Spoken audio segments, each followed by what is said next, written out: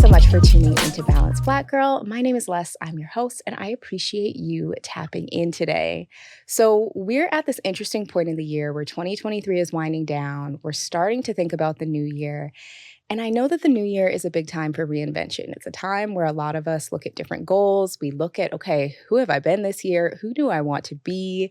It's a time that we start thinking about maybe glowing up a little bit. And so I'm so excited to welcome our amazing guest today, Miss Jodie Taylor, who is a corporate baddie content creator.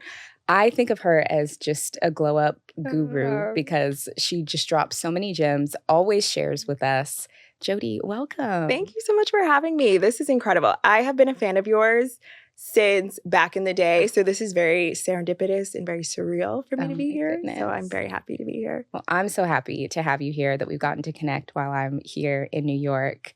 I think I first found you on TikTok maybe about a year ago. Okay. Yep. And what I loved about how you share is just so openly. You're like, hey, I learned this tip and I'm going to put everybody else on. Like opposite of gatekeeping. Right. If opposite of gatekeeping was a person, it would be you. I'm very flattered. Thank you. And so as we kind of get into the end of the year, I know a lot of us are starting to think about our goals and reflecting on where we've been this year, where we want to be. And you talk a lot about what it means to glow up and the different areas of glowing up. And I want to get into that. But first, I want to talk about your personal experiences with just how you've evolved, how you've come to know this information, your own personal evolution. Yeah, absolutely. I grew up in a very small town in Massachusetts. It was very homogenous. I went to a very homogenous prep school. I'm also the daughter of Jamaican immigrant parents. And so information was siloed for me. Like I did not know anything about Jack and Jill. I did not know anything about programs to do, different careers that you could have. If anyone has immigrant parents, they know it's either being a doctor, a lawyer, maybe working in finance, maybe being an engineer. But those are sort of like the career paths that you have. So I just had this very siloed experience where I just didn't have access to information. And it was like a coming up on happenstance sort of way that I was able to navigate my life. From a career perspective, from a interrelational perspective. And I just really, I found myself very lucky to like kind of figure it out. But I also realized that there's an entire demographic of people, particularly women of color, who just don't have access to that information. Once again, it was an internship that I randomly did, and maybe someone there took me on as a mentor, or when I was a sophomore in college, I interned in New York, and that sort of exposed me to the breadth of career paths that exist. And so really just being able to sort of democratize this information has been really important to me, because I know there are so many women out there who similarly don't even know that some of these careers exist, or don't even know what living in New York could look like, or what a junior board looks like, or how to design your life in a meaningful way. And so for me, it was really important to share that information. I started TikTok for real honestly about a year ago, so probably when you saw. And that was also sort of birthed out of, I was going through a season of like tremendous loss. And I think that sort of accelerated a lot of this glow up as well. I had my dad passed away about a year ago this time, which is when I started doing TikTok, because that taught me to live a lot more urgently. I was going through a breakup, my 31st birthday. We broke up. I was in Cabo, so I had to spend my entire 31st birthday flying home, which was those two things alone were enough. And then I got laid off from my job and all of these things. So it was just this back-to-back sort of sequence that, one, gave me the time, space, the mental capacity to really be reflective. And so my intention with my TikTok has always been to share and democratize information. And my biggest transformations or glow-ups have always come from those seasons and periods of complete, what do they call it, dark night of the soul, devastation. Once again, my TikTok was sort of born out of this period of a deep loss. When I cut my hair and really started focusing on wellness and fitness, I was going through a very deep therapeutic cycle where I just sort of wanted to disabuse myself from like traditional beauty standards. So I shaved my head. So all of these sort of like quote unquote glow up moments, the job that I have now came from me being laid off. Were really reactions to periods of time where I had the capacity to think and reflect. And so glow ups are not always these sort of frivolous, vain moments in time. I think they're really born from having the space, time, and capacity to think about where you are in life and those sort of punctuating moments, and then being able to create a plan of action to sort of counteract those moments. So that has sort of been my glow up journey. Yeah. Thank you so much for sharing. And I think those examples you gave of even what was happening in your life this time last year is such an incredible example of taking things that are really hard and turning it into something really beautiful. And what I also appreciate so much about what you share and how you share, and you just touched on it, is that it's not like a frivolous thing. You're talking about substance and things of substance and how to make genuine connections, and not just how to get in the door, but how to thrive where you are and step into your power, which I think is just so beautiful. Yeah. I think that's like a really critical component of all of this. And I won't lie, some of my stuff is vain. Like some of my stuff is get Botox, get Invisalign. Because we all want to feel good. Because we all want to feel good. It's part of it. Exactly. Yeah. And I also think like, to me, the moments where I felt the most comfortable and confident in self has always been those moments where I am investing in myself. And it sounds, once again, like kind of like duh or frivolous, but truly when you are spending the time, effort, resources on really reflecting and pouring into yourself, that then shows up in how you show up into rooms, that then creates a standard of treatment that other people are supposed to give you, that you expect of yourself. So once again, getting Invisalign and Botox, it's so much, yes, those are things that I talk about, but it's also deeper than that. It's also this concept of self-investment. And I think so many women and women of color are over-indexing on self-sacrificing and not indexing enough on self-investment. And that's what's important to me. And then, of course, I talk about joining a junior board because that's also something I didn't know. Like, no one knows what joining the Frick or Lower East Side Girls Club of Harlem looks like, or Lower East Side Girls Club looks like, because you're just not exposed to that information or knowledge, irrespective of socioeconomic status. It's just these siloed groups of information. And those pieces of information, whether you choose to action on them or not, can be transformative. At least you have the information to sort of move with intention. So I try and be as transparent as possible because no one was transparent with me. And that is, once again, I just failed upward in sort of figuring this stuff out. But you can fundamentally change your life if you have access to the information and choose what is relevant for you, and then move your life and design your life instead of having life sort of happen to you. Oh, that's major key. And I think so much of our conversations and what a lot of us get taught, because I'm from the Pacific Northwest, which probably was a very similar experience to what you had in Massachusetts, where it's like very homogenous. It was like the emphasis was just on getting a foot in the door. Go to school, get a job, and then stay put, don't mess it up. It was never like, here's how to grow, here's how to thrive, here's how to make an impact, here's how to invest in yourself. Like, what did that even mean? You know, I wasn't exposed to those things, honestly, until the past few years. Exactly. My premise is always centered around maximum optionality. I want for myself to have the maximum amount of options, and hopefully the people that listen or pay attention to my TikTok also have maximum optionality, once again, to not only get into the door, but they can say, you know what, I tried this and I don't like it, or I tried this and I want to sort of climb up this corporate ladder, or I envision my life. I think the concept of proactively designing your life is one that, once again, when you come from a background, an immigrant background, inherently there's a scarcity mindset, right? Because you're coming, when you're Black in the US, when you're a woman in the US, it is a scarcity mindset because you are told that resources are not available to you. As an immigrant, your family's leaving behind what they knew and sort of rebuilding from scratch. And you kind of you take some paths that have been predestined, right? You know, okay, go to college is good, get a job is good. And that's sort of where it ends. But the concept of actually proactively designing your life and saying, you know what, I want to be a VP at this company by XYZ age, and then reverse engineering your career to do so. Or like thinking about how to make mentors or advocates or sponsors, sometimes you don't really know that you're supposed to do that. You're like, I think I work hard, and then that's what happens. But the concept of like proactively sort of creating optionality in your life is one that I'm really obsessed with, because I think that is not, it's a luxury that's not afforded to everyone, but if you can at least have a sort of like idea of what you want your life to look like, feel like, and how you want to experience this life, you can sort of design it and kind of create your own outcomes that way. Yeah, definitely. Yeah. What have been some different things that have inspired you and how you've designed your life so far? Yeah, I would say from a career standpoint, I had this really profound exercise that I did when it was my first job out of college. I was at a nonprofit. Yeah. Not making a ton of money. I was living on the 5th floor of a 5th floor walk-up, and it was deep in Harlem, almost the Bronx.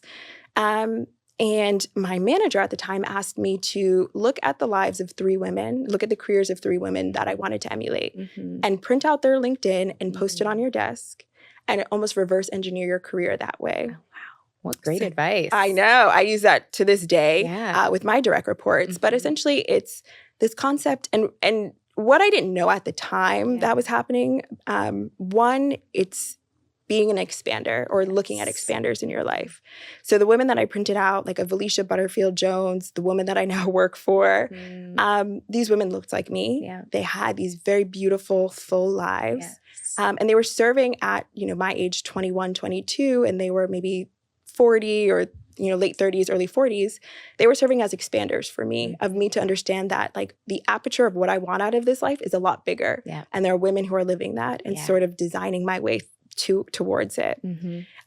So designing my career really came from finding people in the industry and a lot of observation. It was a lot of sitting back and seeing, okay, this woman, she is not standing alone. She's a VP or an SVP or an EVP, but she has a board of directors around her who are also advocating. She has sponsors for her. Yeah. How can I start to build my board of directors? How can I start to build sponsors and advocates for myself? Yes. So that was how I designed my career. How I designed my life was really centered on the way I wanted my life to feel. And I was able to design it intentionally at some points. I think in my early 20s, or throughout my 20s rather, I designed my life for maximum optionality. So I worked at in industries and fields that I would be able to net a salary that I could feel a comfortable life with myself, and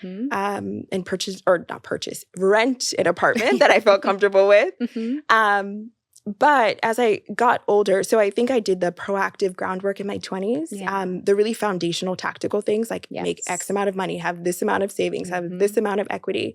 But once I got into my late 20s and now early 30s, I pivoted away from the tactical things because I think those things are important. And then more into how do I want my experience to be for the next 5 years, 10 years? What do I want to feel? What do I want to experience? And so now that I have the foundational stuff down, I'm leaning into the sense of ease and the sense of fluidity and the sense of, once again, optionality. And that is also sort of how I designed my life as well. So being on junior boards and, having a good career and investing in friendships, et cetera, were the tactical things.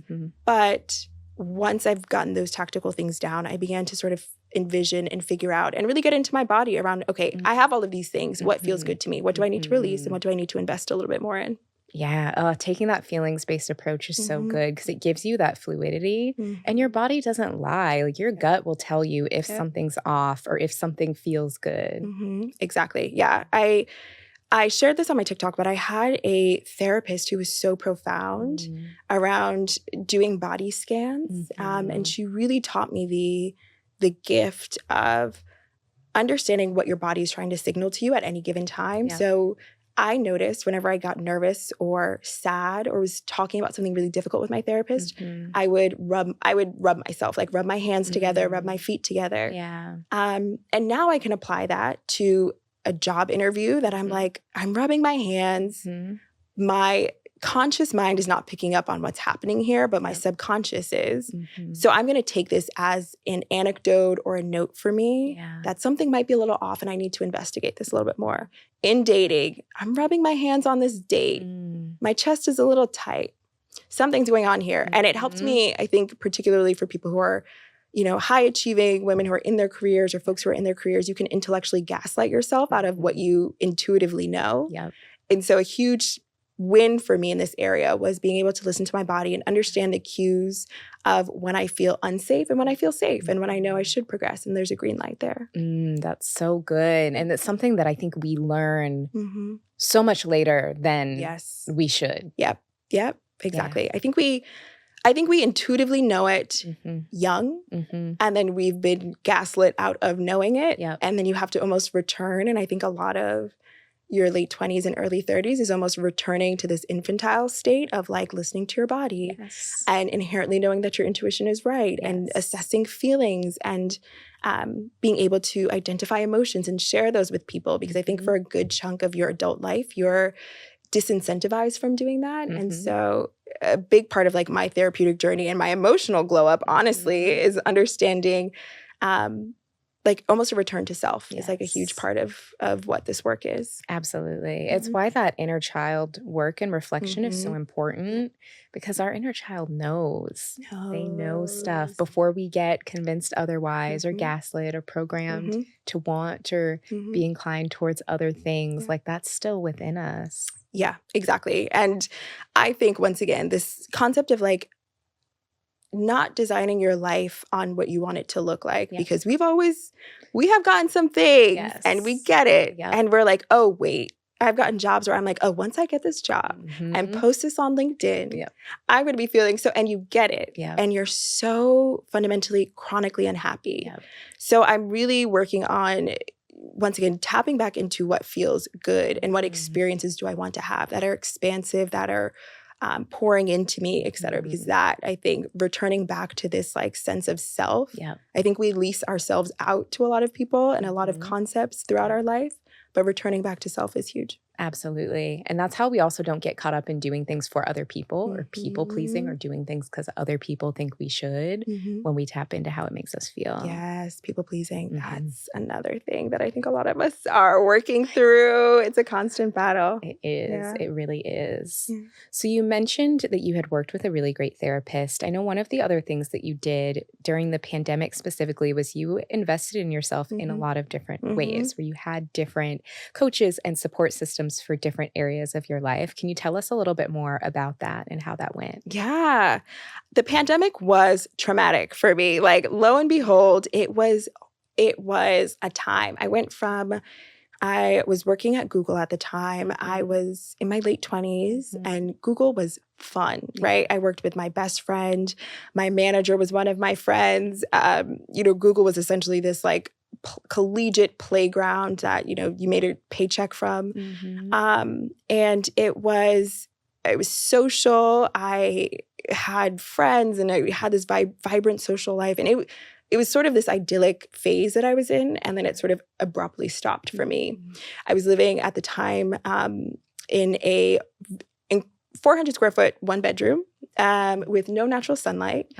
And I didn't even realize it because I was always out and I was always having fun. And then one day your life changes in which you're stuck in the house in a bedroom that is like, you don't even know. I could wake up at 10 a.m. or 2 p.m. or 8 a.m. and it would always look like midnight. So that alone is debilitating. So the pandemic was really challenging for me. And I had to figure out a way to use this time in a way that was meaningful, because otherwise I would just deteriorate. Like, there was no way, if I didn't kind of like take hold of that situation, that was a very challenging time from a mental capacity, from an emotional capacity, et cetera. So I really wanted to sort of use, and I also viewed this time as a blessing. I think something that I'm really proud of myself for is being able to reframe hard parts of my life as like, what's the opportunity here? So seeing that there was an opportunity, I'll never have the chance again to work from home, have all of this free time, have all of this, you're not going out, you're not spending money, so you have this excess of funds. I am really trying to capitalize on this unique moment in time. And what can I do to maximize this time? And it sort of just kind of catapulted where I got a career coach, a personal trainer, a therapist, and a life coach. And and not all of them were running concurrently. I maybe was working with like 3 at a time max. But each of them taught me something really, really profound. I learned about the concept of a wellness wheel and understanding the different components of that make up your well-being.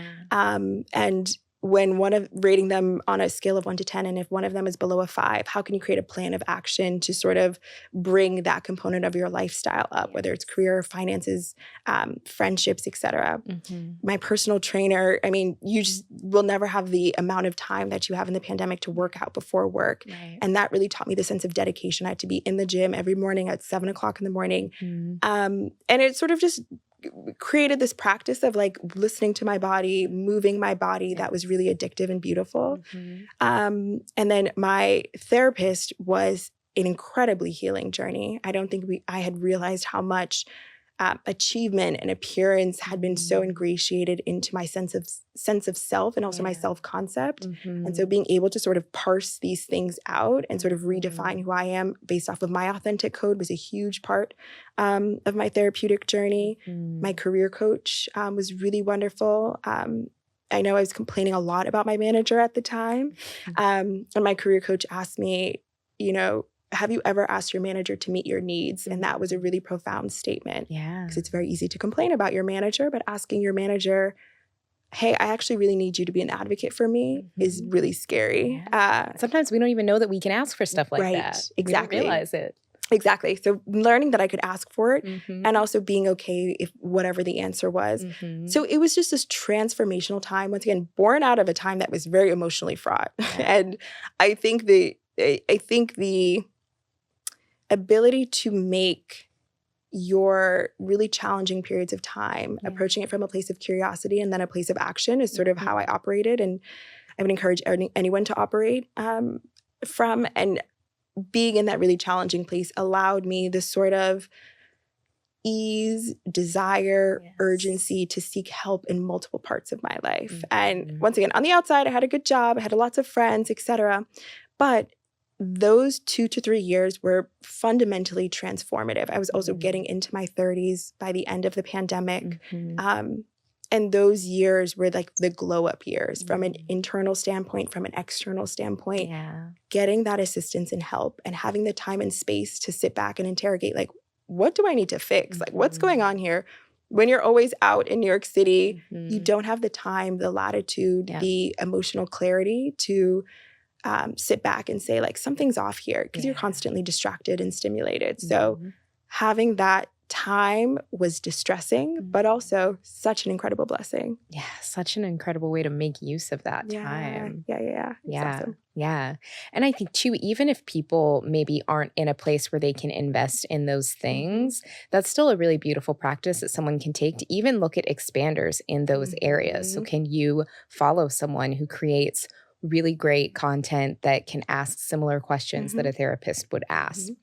And you follow someone who is career-minded, who, again, is giving content to help you reflect on where you want to be in your career. Follow somebody who has great fitness content and those workouts that you can follow along with to focus on those different areas of your life. Yeah, absolutely. And also, I don't have an infinite sum. I don't even have, like, truly, these things were also bargains. My personal trainer was a bargain. It was like a friend of a friend, found it on Zoom. Like, it was extraordinarily cheap. My therapist was because I had insurance through my job. My career coach was someone who I worked with, who also was going through a coaching program. So she actually needed to take on clients to like meet her coaching requirements. Amazing. So it's also the veneer of like, I had all of this help.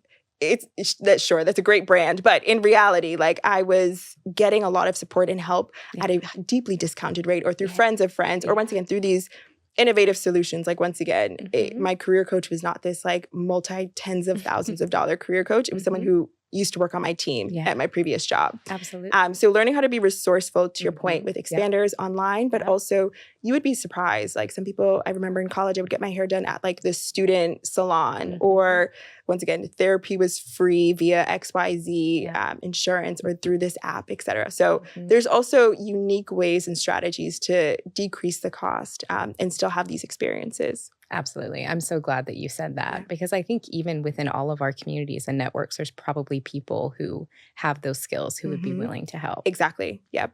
Through friends, through work, etc. Yeah. Speaking of networks, something that you do talk a lot about is just the power of building a solid network. Can we talk a little bit more about that, why it's so important? I think a lot of people can be a little bit intimidated by the term networking because they can think of it as like transactional, or they're like, I feel uncomfortable. What are some ways that networking can feel less intimidating? Yeah, I think if you understand like the intention and goal behind networking, Mm-hmm. it doesn't feel as transactional and as like icky. Yep. I think what I was sort of observing throughout my career is there would be women who were all, and I'm talking to women because those were sort of the expanders and people that I was sort of emulating my career off of. Yeah. Women of color who were all equally talented, Mm-hmm. but there would be some that just year after year, promotion after promotion, were sort of just eclipsing this corporate ladder Mm-hmm. in a speed and dexterity that no one else could keep up with. Yep. And they were equally as talented. I mean, everyone was smart, everyone was capable. Yep. But I noticed these women were just like kind of leapfrogging over their careers. Mm-hmm. And the women who were doing that were the women who had personal brands and networks that did a lot of the legwork for them. Yes. And I think we've been sold this concept of a meritocracy, work hard, et cetera. And you do have to have skills and you do have to work hard because that is foundational. You're not going very far without it. Mm-hmm. However, the concept of having people who can serve as sponsors, advocates, brand ambassadors for you, that will change the course and trajectory of your life, of your career, of your personal network and life experience if you're able to sort of tap into these networks. So I saw women who had, and I did a TikTok on this recently called a brain trust, where I noticed that a lot of senior level women that I worked with, when we would be asking a question in a team meeting and someone, the most senior person in the room would say, oh, hold on, I have a consortium of people that I ask questions like this to if they didn't know the answer, or they wanted to source ideas, or, oh, we're trying to go to XYZ event or XYZ conference. You know what? I know someone who works there. Let me tap into this. And so the concept of having this set of trusted advisors, this board of directors, this brain trust almost, serves like a multi-pronged purpose in terms of being able to help propel you, give you access into spaces and places that you wouldn't have had access to prior. Yes. They are gatekeepers of information that you now have access to. Yep. And so the concept of networking is not this, petty transactional concept. It is truly, one, you're exchanging information, you're exchanging talent, you're exchanging, when I have mentors, it's not a one-way street. I'm sharing information, resources, opportunities for them in the same way that they're pouring into me. And it, once again, choose to network or not. However, I have seen the proof and quantifiable data that the people who network, the people who create brands around themselves as entities, as people, are the ones who will always continue to leapfrog and sort of have the best optionality out of life. Yeah, it's so true. And it's like that genuine relationship building. I mean, when we think back to spaces that we're in or groups that we're a part of or jobs that we had, we don't necessarily remember who, sat with their head down and did the best work. We remembered who we had experiences with and how people made us feel. Exactly. And another thing that I noticed when I go to these networking events is some people had a brand prior to them even walking into a room. And that, if you're able to create a brand ethos around you, if you think of yourself as a product, and I don't mean to depersonalize the human experience, but if you think of yourself as a product and you have brand ambassadors who are advocating on your behalf, you have a product that people know, life opens up so much for you because people are plugging you into experiences and they're saying, oh, I know Jodie's brand is XYZ. I have this particular opportunity for her. I know she'd be perfect. So just creating this like brand ethos around you, it's not reductive in any way. It is simply just like maximizing the work that you're already doing, amplifying the good work that you're already doing. Oh, absolutely. And sometimes I think people, especially if you're a little bit more introverted, can be really intimidated by that and think, well, I have to be an extrovert or I have to be the loudest person in the room. And I'm someone who's very introverted. Something that's really helped me just in my relationships career is if I go to an event or if I go to something, I'm like, okay, I want to connect with one new person. I want to have a great conversation and exchange information with one new person. Yeah. Like, you don't have to be the center of everything, but one connection at a time, one genuine relationship at a time is how you can build a strong community. Absolutely. I think for like introverted folks, having a sort of plan of action when you go to these networking events. So if there's an RSVP list, perusing the RSVP list beforehand, going on their LinkedIn and saying, okay, this person, these 3 people are people that I want to know. If I talk to 2 out of these 3 people, it's a win. Yes. I want to exchange a business card with one person, or I want to send an email. Having those sort of quantifiable goals takes the I guess, like insecurity, the fear, the like nebulous, ambiguous part out of it, and makes it very easy for you to sort of like attack and tackle. So for anyone, regardless of introverted or extroverted, having an intention and a goal every time you walk into a room is the way that you ensure that you don't let the nerves get the best of you, and also that you're walking out of it not as a social event or a transactional event, but something in which you're actually reaping benefit and value from. That is such a good piece of advice, like a pro tip for everybody. One of the things that we did touch on just now a little bit was a personal brand. And I would love to expand a little bit more on that concept if people are unfamiliar with what it means to have a personal brand and why it's important. Yeah. I think a personal brand is essentially the same way that, and I heard this really profound statement where it was like, Nike is a brand, Reebok is a shoe company, where it's like Nike has a brand ethos. If I were to walk into a Nike store or a Nike corporate headquarters, I would know what to expect. I could almost anticipate the people that would be in the store. I can anticipate what the store would look like from a design perspective. If I were to like go on the website, I know what to anticipate. Reebok, I don't have as much clarity, right? I know I can get a pair of shoes when I go into a Reebok store, if they have Reebok stores, or if I go on Reebok.com, I can get a pair of shoes, but I don't know what my experience will be like when I engage with Reebok. And so human beings are constantly categorizing things. That is how we keep ourselves safe. That is a biological function. And you want to essentially get ahead of the categorization by creating positive assumptions and a positive brand ethos before someone else can create that for you. And so it's really critical and important because once again, we're doing it regardless. So if we're doing it regardless, we want to be intentional about how it's being crafted and curated. Your friends that you have, and then also your online sort of exposure. Those are sort of the components of having a personal brand. And it's not going to be like, you know, you can wear sweats and that doesn't necessarily mean your personal brand is XYZ. But I think this sort of concept of you have a cohesive narrative about you. You like to volunteer in your free time. You work at a nonprofit.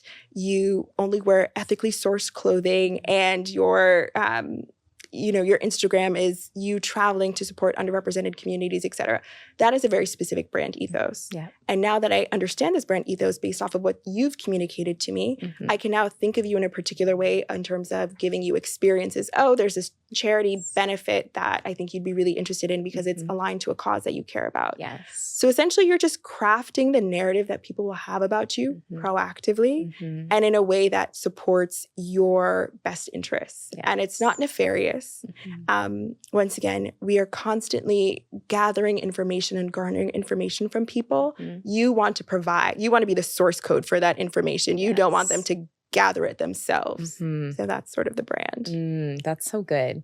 It reminds me of a small tangent, but it's related. A few years ago, I had the opportunity to meet Michelle Obama after she wrote her first book, which was just the most incredible experience. And so I got to sit and talk to her, similar to how we're talking now. And one of the things that she said about why she wrote her memoir at that time, Becoming, was because she was like, I've been the first Black first lady. People have all kinds of ideas, stories, opinions about who they think I am. But I want to make sure that my story is told correctly, and I want to be the one to tell it. And her saying that, it's probably just going to stick with me forever. Her example is like a much grander scale, obviously. But what you're saying is like our own version of that, of our stories are out there. What version of our story do we want? And we can take control of that and make sure that our version is at the forefront. Yeah, exactly. I think people will continually to curate and craft stories, and it's not always from, once again, a nefarious or malintent place. But once again, if they see a person who's working at a particular company who dresses a particular way, they're already going to make associations based off of that. Once again, that's just how we've been socialized as human beings. But being able to sort of control that narrative to your benefit in a way that's also authentic to you, right? And the brand doesn't always have to be, I say these with a lot of caveats, right? Like the brand doesn't always have to be cohesive, and you don't have to operate your life from like, oh, is this with the brand or not with the brand? Like that's exhausting. But once again, I think it's just important for you to assess what your authentic code is first and foremost, and figure out like, what do I want to be known for? What do I, what opportunities do I want people to tap me for? What experiences do I want to have? And then how can I create a life via my friend group, via the things that I'm interested in my free time, via the activities that I participate in, via my career, that will then beget those outcomes for me. So it's really about you. It's not really about other people. It's really about you ensuring that you are crafting your life in a way that almost, it's like you sort of see the destination and you begin crafting the vehicle, which is yourself, to get you to that destination. You put on the right set of wheels to get you to that destination. You get the right engine to get you to that destination. So you're just crafting the pieces in order to get you to where you're trying to go. Exactly. Identifying as that person you want to be. Exactly. I talk about that a lot when it comes to healthy habits. When people are like, how do I get in shape? How do I do this? It's not, I want to get in shape. It is, I'm a person who works out. So it doesn't matter if I feel like waking up and going to the gym or going to this class. I am a person who does it, period. And then doing it. Exactly. That's a good... Atomic Habits was a very good book on this, where it's like creating systems and structures and identity-based changes, where to your point, it's like, it's very easy to say like, oh, I want to lose 10 pounds or I want to do X, Y, Z. But when you begin to change your self-concept as someone who does it, then anything that negates that can no longer be like, it's almost like a code that you're writing. Like anything that negates that code will not, it won't even be computed by the computer. Like it essentially gets spit out. So when you change your self-concept to someone who does these things, anything that's outside of that concept kind of gets rebuffed by your internal sort of mental mechanisms. 100%. And something that's also been really helpful for me, and I'd love to hear if you've had this experience as well, is I used to go on social media and feel kind of envious of other people. If I'm like, oh, they got this opportunity, or they got to take this trip, or they have this, or they have that, and starting to reframe that as like inspiration and being like, okay, I'm inspired. This person is showing me it's possible. If I were a person who did XYZ or who had XYZ, how would I move and how would I act and what decision would I make next? And allowing that to kind of fuel us when we embody those things and make those decisions can be really powerful. Yeah, that's so good. And I think taking everything as expansive, but also with caveats. Like, I think we can all reflect back on moments. I've had experiences and moments where I'm sure externally looked fabulous. And then internally, I was dying. I hated every moment of it, like relationships and jobs and all of these things. So one, taking caveats, and this is not to diminish other people's experience or success, but it's also to normalize it. It's normalizing, like, there is someone looking at your page right now who is really like, oh my God, I cannot wait to be this person, or I want everything that she has, which is really flattering and amazing. But I can look back at some of my, Instagram or social media photos where people may be like, oh my God, this is so incredible. And I can also reflect back on, it wasn't the best time in my life. So one, normalizing the concept of social media and like humanizing it and realizing that like that one snapshot in time is not reflective of an experience, and two, to your point, expansive. Like there's so many things that, I'm still wanting to call into my life and wanting to have, and I find myself really, really being joyful when I see other people, and even more so when I see people around me, because I think that's where it can also get tricky. Seeing it on Instagram with someone that you don't know, you're kind of like, oh, that's nice. But when your best friend gets the thing that you want, or the girl that you work across, like across the cubicle from, or who sits in your office gets the thing that you want, and being able to tap into that genuine, authentic joy when they get it, I think is something that it's a cultivated skill. But what it also communicates, and I'm kind of woo-woo, but what it communicates to the universe is like, I believe it's going to happen to me too. So why wouldn't I feel happy for this person? Exactly. Yeah. So it begins to get you, and I believe in energy, and I believe in when you're in that energy of being happy or excited for someone else, it communicates like, I'm ready to receive that too. Yes. And it gets you on the same vibration of whatever you're trying to call in. So completely. I am truly, and also keeping in mind that there are a lot of people who are looking at your life right now and saying, oh, I can't wait to be there. Because I think it's always so easy to say, like, I can't wait to get to the next thing. Absolutely. When you're sitting in the next thing for a lot of people, and for you, maybe 5-10 years ago. So exactly. Really taking stock of also all the great things, like not just what's missing, but all the amazing things that you have, because there's a lot of people who want that as well. Yes. Oh, that's such a good point. Mm-hmm. It also makes me think that as we talk about personal brand and how we navigate these different things in our life, it can also be easy to think that only the good parts are a personal brand, like our wins are a personal brand. But I also think how we navigate challenges is part of that too. Yep. Not that, they're tests in any sort of way, but it can tell us a lot about our mental state, our character. What do we do with an opportunity to grow, to bounce back, to get better? And it can be really hard at times, but we also learn a lot about ourselves. Yeah. I think healing is like a circular staircase where it's like you'll get to the same point, but your response to that point will be a little bit different. So you're kind of ascending this staircase. So I'll get back to here at one point, but I might just be 3 floors up and my reaction won't be. So I really, really, really relish in the hard times in life, which sounds counterintuitive and almost silly. But I remember when my dad passed away, I broke up with my boyfriend and I was laid off from my job. It would be so easy. And I had a friendship that sort of ended as well. And this was in the span of 4 months. So every month it was like a new gotcha.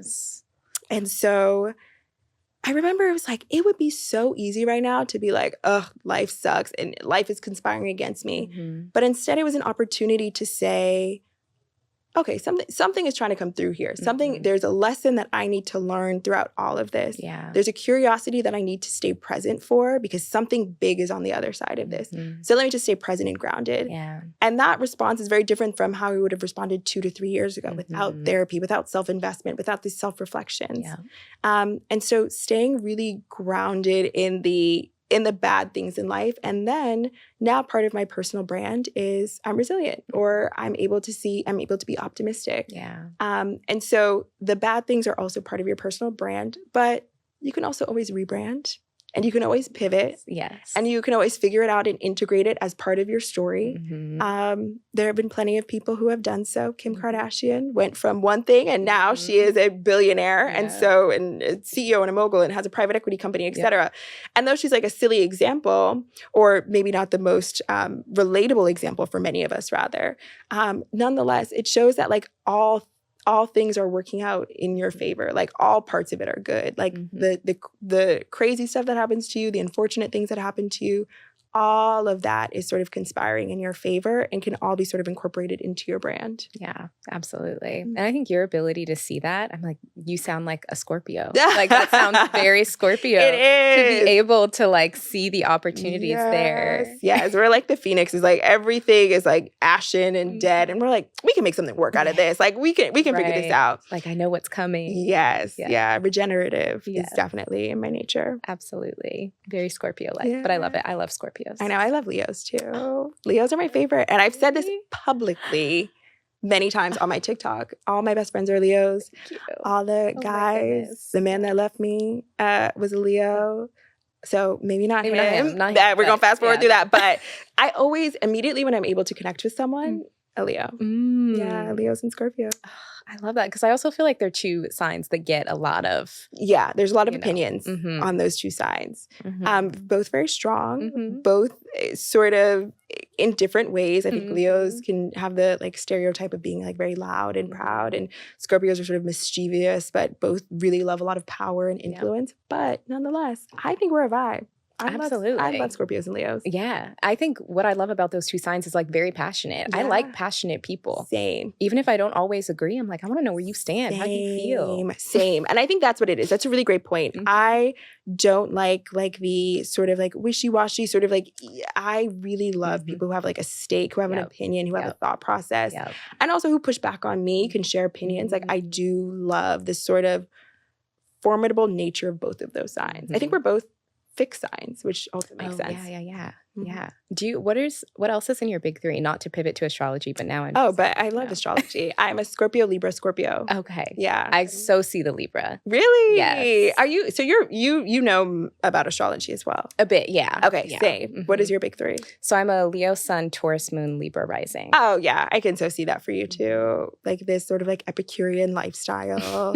But also the Libra part, like the beauty, all of that is like very... For like Venus. Yeah. Oh, that's a good big three. Thank you. If I were to design a big three, I love mine, but I'm not mad at yours either. Thank you. I like having a few different elements in there. I think it does help for balance. No pun intended. I was going to say, but that's awesome. Yeah, I love your big three. Thank you. Yeah. So there's another thing. You mentioned it earlier, but I would love to come back to it because we've talked a lot about like the career aspects, the networking aspects, around the beauty aspects. You did share an experience where you have cut your hair and how liberating of an experience that was. Can you take us back there? Oh, yes. Oh, my goodness. Cutting my hair was the best decision I've ever made. The impetus behind it. So this was also when I was deep in therapy in the pandemic. One, my hair was just always a pain point for me. Like it was just always something where I never really could get right. I couldn't, like, I didn't know how to style my hair myself. I also opted out of so many things because like my hair isn't done, or I don't want to get my hair wet, and it just was like this big sticking point for me in my life, which I think a lot of women, particularly women of color, can empathize with. So that was like one portion of it, and the bigger portion of it. So I was kind of already primed for it, but the bigger portion of it was during my therapeutic journey. I realized how much I had been sort of self-idolizing, and how much of my identity had come from the concept of, do I look good today? Do I not look good today? Does my hair look good today? Does not? Do I feel attractive and beautiful when I walk into a room? Do guys notice me? Or is it? And it was sort of this like fatigue that I had where I was almost eliciting other people's opinions to decide how I should feel about myself that day. And I know we've all been there as women. Like we go out with our friends and let's say our friend that night gets all the guys' attention and you go home and you feel terrible about yourself. I'm like, oh. And I was tired of sort of repeating that cycle. Of once again loaning my self-perception out to the concept and the opinion of other people, which is so fleeting. And I really just wanted to communicate that I was sort of disabusing myself of the public opinion. And I think a lot of people, I shared probably with my parents, like lightly, maybe a year or two prior. I kind of want to cut my hair. And of course, the response was, no, you're going to look like a guy. Guys don't like short hair.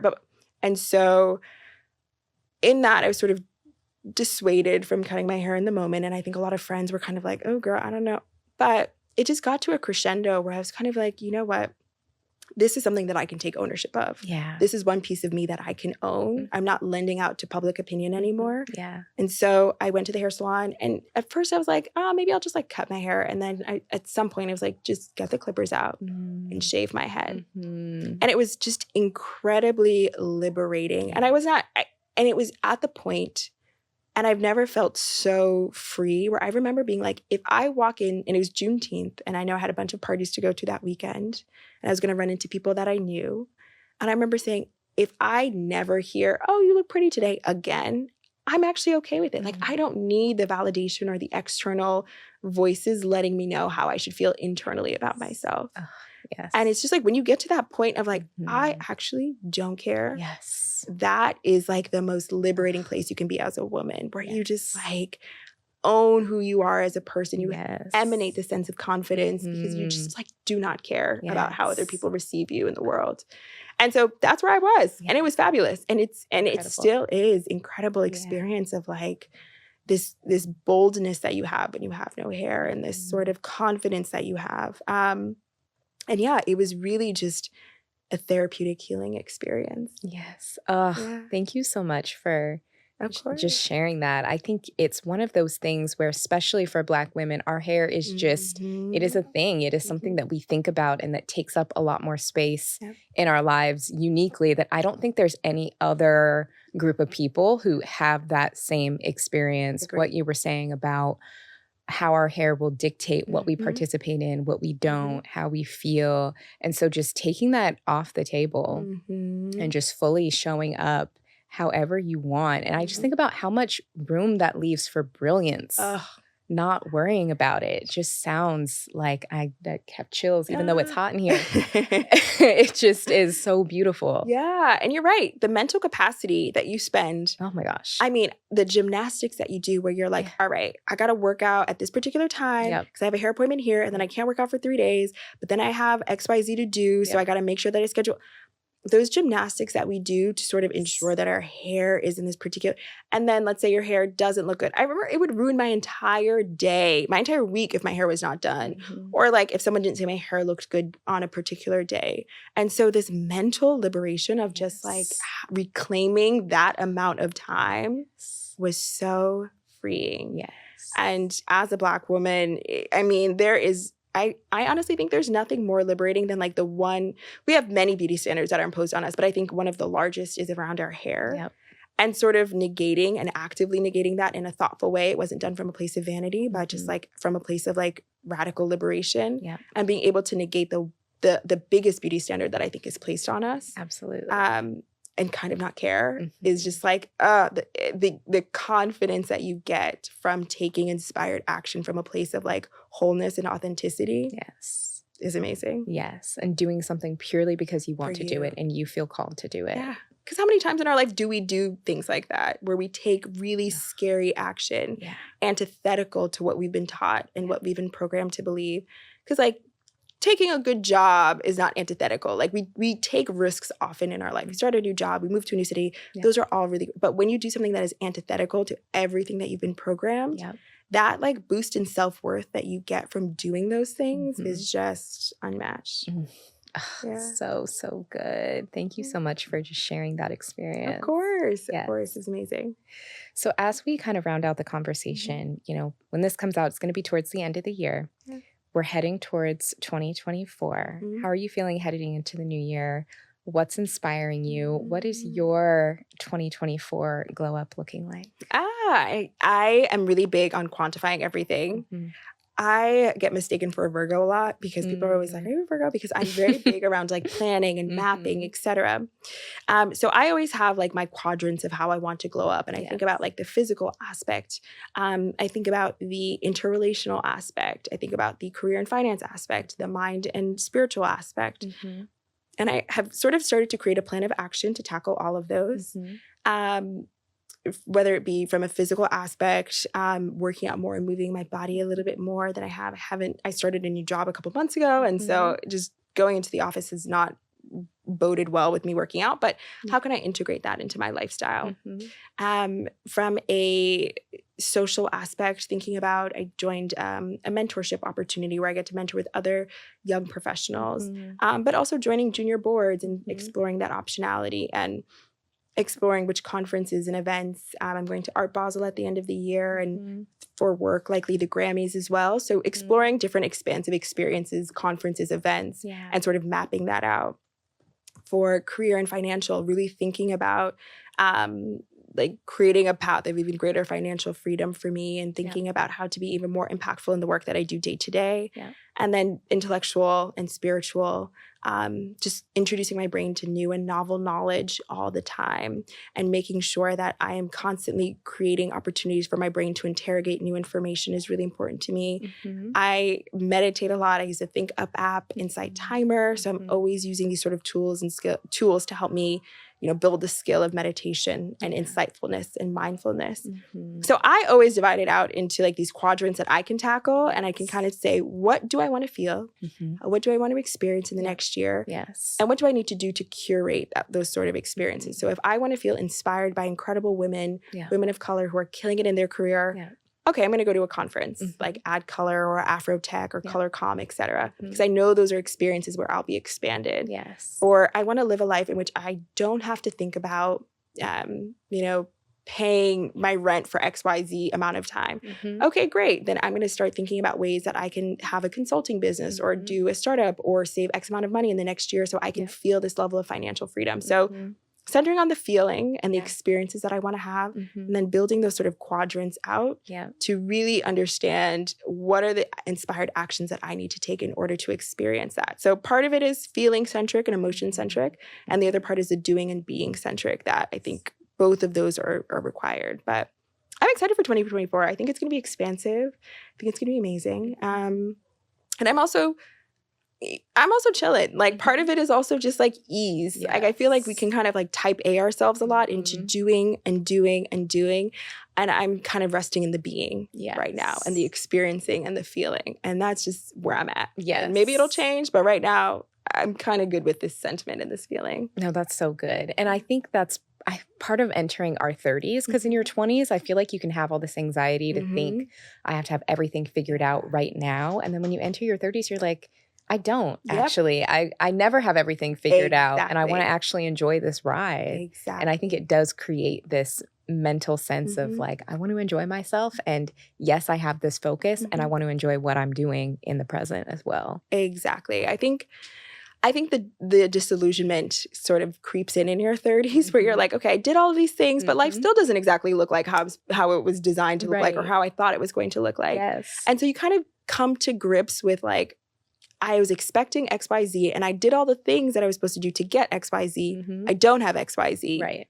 So let me just figure out, like, let me realign, let me readjust, let me figure out what feels good and kind of leave these like antiquated playbooks behind. And I think in your 20s, you're very big on like structure and step 1, step 2. Yeah. And now in your 30s, you're kind of like structure doesn't always yield the benefit that you expect it. Let me just enjoy the ride and kind of sit back and see what feels good. Exactly. Yeah. But I love those 4 different quadrants that you have. You're inspiring me. Now I'm like, okay, let me go map out what I want my 2024 to look like. Yes. The quadrants are helpful, especially for the people who I like a resolution, but I also just like to tackle it in the concept of like, there's an exercise called the wellness wheel that I also utilize.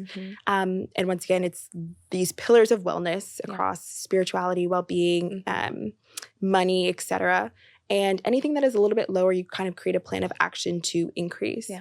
And so using that wellness wheel can help inform like what your quadrants should be. So, physical, spiritual, social, intellect, etc. Those are all interchangeable, but whatever you want to focus on for the next year, creating a plan of action, I think also just creates a system for you to get it done versus sort of leaving it up to this nebulous, I would like to lose 10 pounds.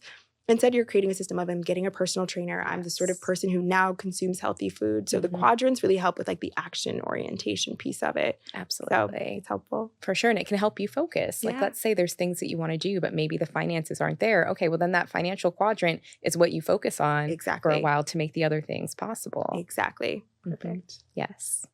Jodie, thank you so much for coming on the show today. I feel so inspired and I'm just so grateful with you for sharing with all of us. Thank you. Please let everybody know where they can keep in touch with you. Yeah, my TikTok is Jodie K Tay. Jodie spelled Jodie. K as in Kimberly and Tay as in Tay. My Instagram is JKT823, which is my Northwestern student ID. So that's why it's so random. But most of my content is posted on my TikTok. So that's how you can find me. Perfect. We'll make sure your info is linked in the show notes too, so it's easy for people to find you. Awesome. Thank you so much for having me. This is surreal and serendipitous once again. So oh my goodness. It's an honor. Well, I just appreciate everything that you shared and just all the gems dropped. Yes. Amazing. Thank you. Of course. Thank you. So thank you all for tuning in this week. If you liked this episode, please make sure you leave us a rating and a review. It really helps. And I will see you next Tuesday.